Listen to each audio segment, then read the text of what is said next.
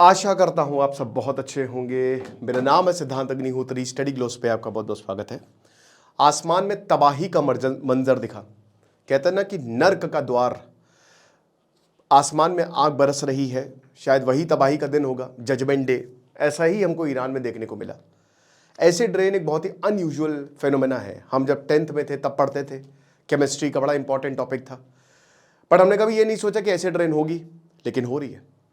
बहुत कम incident. 1991 gulf war जब हुआ था तब कुवैत के 600 जो तेल के कुएं थे उसमें आग लगा दी गई थी और वो पाकिस्तान तक पहुंच गया था। वो धुआं मतलब काफी महीनों तक जलते रहे, महीनों तक। तो ये एसिड रेन हुई वहां पे और बहुत प्रॉब्लम्स हुई थी और हवा काफी दूर तक पहुंच गई थी।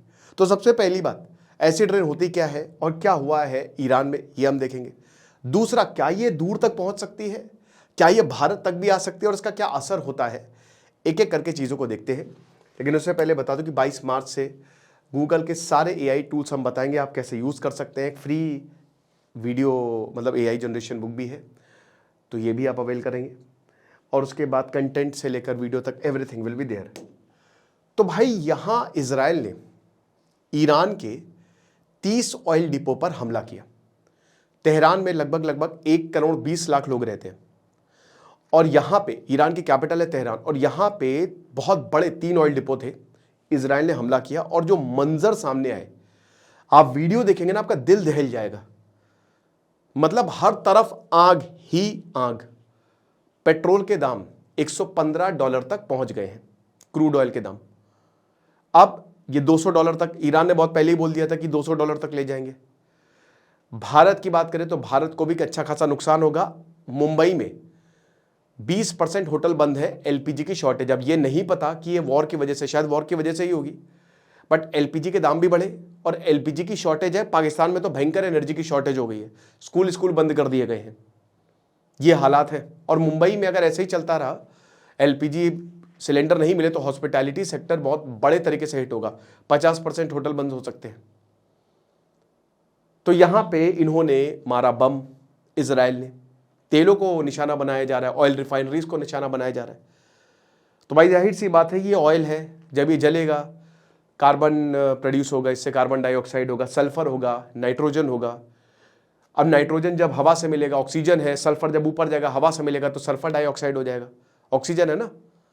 और उसके बाद जब ये ऊपर जाएगा बादल बनाएगा, ऑलरेडी वहां पे वाटर ड्रॉपलेट्स मौजूद है और ये हाईली सोल्यूबल होता है, एसिड हाईली सोल्यूबल होता है, तो वहां से रिएक्ट करेगा तो नाइट्रोजन ऑक्साइड, सल्फर डाइऑक्साइड बन जाएगा आपका सल्फ्यूरिक एसिड और नाइट्रिक एसिड। और उसके बाद होगा प्रेसिपिटेशन, और प्रेसिपिटेशन क्या है, इन दी फॉर्म ऑफ एसिड, यानी कि एक तरीके से ऊपर तेजाब बरस रहा है।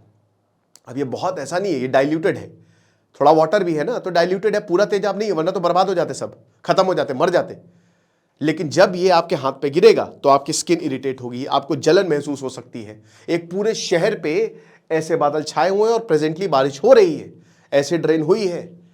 लोग पूरा अंधेरा हो गया। मैं आपको एक इंटरेस्टिंग चीज बताता हूं वास्तु के हिसाब से। चलिए अच्छा, वास्तु छोड़िए आप, कभी भी आप घर बनाए तो 2 चीजों का, किसी घर में रहे 2 चीजों का ध्यान रखिएगा। एक, वेंटिलेशन हो, हर घर में नेचुरल सनलाइट है, धूप आए हर कमरे में, है ना, अपने आप, और एयर सर्कुलेशन शानदार हो। जहां पे ये 2 नहीं होंगे वहां पे बीमारियां होंगी। क्यों? जब बहुत ज्यादा अंधेरा होता है, आप जरा चेक करिएगा, एक मीटर आता है, खैर छोटी चेक मन हो तो कर लीजिएगा, तो वहां वो गैसेस के लेवल्स दिखाता है। तो जहां पे बहुत अंधेरा होगा ना, वहां पे कार्बन डाइऑक्साइड ज्यादा बड़े होते हैं। और जब ऐसा होता है तो इंसान बहुत स्लीपी महसूस करता है, उसका कुछ करने का मन नहीं करता। जितना ऑक्सीजन उतना अच्छा, जितनी ओपन एयर उतना अच्छा, और जितना बंद बंद उतनी प्रॉब्लम, क्योंकि कोई वेंटिलेशन नहीं, कार्बन डाइऑक्साइड का स्तर ज्यादा है और आपकी हेल्थ पे बहुत ज्यादा असर पड़ता है, स्पेशली आपके दिमाग पे। इसीलिए अगर आप बहुत ज्यादा स्लीपी फील करते हैं, थकान फील करते हैं, तो आप एक बार अपने कमरे को देखिए, अपने घर को देखिए, क्या सब कुछ ठीक है, क्या ठीक ठाक से हमारा वेंटिलेटेड घर है। ऐसा तो नहीं बहुत ज्यादा अंधेरा है, सूरज की रोशनी तक नहीं पड़ रही है। और उसमें एक और प्रॉब्लम होती है, क्यों हम जो सर्दियां आती है ना, हम थोड़ा सा लेट उठते हैं। ऐसा इसलिए है क्योंकि हमारी जो बॉडी है वो सूरज के हिसाब से चलती है, क्लॉक, सर्कैडियन रिदम जिसको बोलते हैं। तो सूरज उगता है उसी हिसाब से हमारी नींद भी खुलती है ना। अब जाड़ों में क्या होता है कि सूरज देर से उगता है, ठीक है, देर में आएगा ना, रातें लंबी होती हैं। तो हम थोड़ा सा लंबा सो जाते हैं। गर्मियों में इसका उल्टा होता है, लेकिन जिन घरों में बिल्कुल भी सनलाइट नहीं आती ना, आप देखते होंगे कि वो लंबे समय तक सोते रहते हैं, काफी लंबे समय तक। कुछ लोगों की तो आदत होती है, लेकिन जिनकी आदत नहीं है तो काफी लंबे समय तक, और सोएंगे भी तो भी। तो इसीलिए सनलाइट बहुत ज्यादा जरूरी है। अब यहां मैं क्यों बोल रहा हूं, क्योंकि यहां पे कोई सनलाइट है ही नहीं, हर जगह कार्बन है। लोग परेशान है, लोग ऊपर भागे कि भैया कुछ तो लाइट मिल जाए, और जब ऊपर भागे तो देखा कि बस काला काला। तो लोगों को बोला है पहले ही कि घर पे रहो मेरे भाई, घर से बाहर मत निकलो, ठीक है, और निकलो भी तो मास्क पहन के निकलो, अपने आप को कवर करके निकलो। भाई ये जो एसिड रेन है, ये आपके क्रॉप्स को बर्बाद कर सकती है, आपके सॉइल को बर्बाद कर सकती है, ये हर एक चीज बर्बाद कर सकती है, आपको बर्बाद कर सकती है। 1991 में गल्फ में जब भयंकर इसी तरीके का जब हमला हुआ था, तो तेल के कुएं, सद्दाम हुसैन ने 600 तेल के कुएं बर्बाद किए थे, वहां पे सीधा उसको निशाना बनाया था।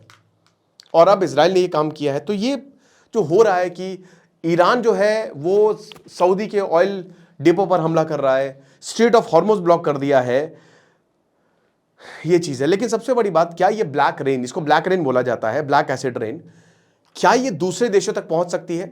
देखिए क्या होता है कि जब धुआं उठता है तो हवाएं आएंगी, 5 से 10 किलोमीटर में बादल फैलेंगे, और हवाएं जो है वो बहुत दूर तक ले जाएंगी, ठीक है, ये पहुंच जाती हैं। लेकिन अगर मान लीजिए कि जैसे मान लीजिए हवा यहां तक आ गई, हमारे यहां भी तो हवा की वजह से बारिश होती है, भारत तक आ गई, बट भारत बहुत 3-4 हज़ार किलोमीटर दूर है। तो हवा मान लीजिए यहां पे भी आएगी तो डाइल्यूट हो जाएगी, जरूरत बढ़ जाएगी। दूसरा, कहीं पे भी एसिड रन होने के लिए धुएं की भी अच्छी खासी जरूरत पड़ती है। तो ऐसा नहीं कि ये पॉल्यूटेंट्स यहां आ गए तो यहां पे एसिड रेन हो जाएगी, तो it is highly unlikely, right. तो दूसरे देशों में होता है, रेन हो सकती है, जैसे बारिश हो सकती है, जैसे वही 1991 में पाकिस्तान तक हवाएं पहुंच गई थी, ओके, और अफगानिस्तान भी है बगल में, तो वहां पे भी प्रॉब्लम हो सकती है, बट धुआं नहीं है तो ऐसा दिक्कत नहीं। और अभी देखिए बारिश का मौसम नहीं, अगर बारिश का मौसम होता तो प्रॉब्लम हो सकती थी, पॉल्यूटेंट्स तो आई है ना। तो अभी मौसम वैसे भी मार्च का चल रहा है, तो मौसम काफी साफ है। पाकिस्तान भारत काफी हद तक वेदर सेम होता है, अफगानिस्तान का, हम ट्रॉपिक्स में आते हैं, ठीक है, तो ट्रॉपिक्स में भाई वो वेदर सिस्टम सेम ही होगा। और ऊपर से नॉर्दर्न हेमिस्फीयर में, सदर्न में तो है नहीं। सदर्न में तो भाई देखिए नॉर्थ में, जैसे नॉर्थ जितने भी नॉर्दर्न हेमिस्फीयर आपको वैसे भी नॉर्दर्न हेमिस्फीयर में लैंड ज़्यादा है, थोड़ा ज्योग्राफी में आपको पढ़ा रहा हूँ। तो उसमें होता क्या है कि जैसे भारत में है कि अब मतलब नवंबर से लेकर मार्च तक सर्दी पड़ेगी और उसके बाद गर्मी पड़ेगी, फिर बारिश होगी, तो ऐसे हर जगह है। सदर्न हेमिस्फीयर में उसका उल्टा है, जैसे ऑस्ट्रेलिया में जब भारत में सर्दी पड़ती है तो वहां पे गर्मी पड़ती है, ठीक है, ये चीज़ है। तो भारत तक असर होगा, बिल्कुल होगा, होता है, 2000-3000 किलोमीटर तक हो सकता है, लेकिन ऐसा नहीं है कि मतलब पहली बात तो इतनी दूर नहीं आते, और क्योंकि ये बारिश का मौसम नहीं है, प्लस यहाँ पे धुआं हुआ कुछ है नहीं, तो ये चीज़ें डाइल्यूट हो जाती हैं। न्यूक्लियर वॉर अलग होता है, न्यूक्लियर विंटर जैसी स्थिति नहीं आती। लेकिन दोस्तों बात ये है कि देखिए अभी यहाँ पे तेहरान पर हमला किया और पूरा शहर जो है इस काले धुएं से ढक गया। अब ये कब तक हमला चलेगा, ये बड़ी बात है। देखिए ईरान के पास कोई प्रॉपर डिफेंस सिस्टम है नहीं, वो चाइना के 2 कौड़ी के डिफेंस सिस्टम है, वो बचा नहीं पाए। तो कहीं ना कहीं भाई ये जो चीजें हो रही हैं, अब जैसे एक खबर ये आ रही है कि व्हाइट फॉस्फोरस जो है, व्हाइट फॉस्फोरस इजराइल ने लेबनान पे मार दिया। अब ये व्हाइट फॉस्फोरस एक केमिकल बॉम्ब है, ये स्किन पे लगता है तो पूरी स्किन जल जाती है, ये आग है एक तरीके से, ठीक है, ये वो आग है जो जलेगी नहीं, लेकिन जैसे स्किन से टच में आएगा व्हाइट फॉस्फोरस, आपकी पूरी स्किन गल जाएगी। तो व्हाइट फॉस्फोरस मारा है इजराइल ने। किस तरीके का वॉर हो रहा है भाई, कि उधर ईरान हमला कर रहा है, इधर ये हमला कर रहा है, तो मतलब ये तो तबाही मची पड़ी है। जो धर्म के लिए खड़े हुए हैं सबसे बड़े अधर्मी तो वही निकल रहे हैं, क्या किया जाए। और भारत को अपना नेशनल इंटरेस्ट देखना है, भारत को यह देखना है कि हम क्या कर सकते हैं। रशिया बहुत खुश है, सबसे खुश इस समय, मैंने आपको पहले भी बताया था, रशिया है, सुपर्ब। व्लादिमीर पुतिन पर लगता है किसी शैतान का हाथ है, वो बचा लेता है। व्लादिमीर पुतिन इतना बड़ा आदमी, जहां उसको लग रहा था कि सैंक्शंस लग गए हैं, अब लो, अमेरिका ने, ट्रंप ने भी बोला कि सैंक्शंस हटा देंगे हम, कोई प्रॉब्लम नहीं है। फिलहाल यही है, बाकी आप बताइए आपको क्या लगता है। और हमारा गूगल का बहुत ही शानदार कोर्स डिस्क्रिप्शन कमेंट बॉक्स में लिंक है। Thank you so much.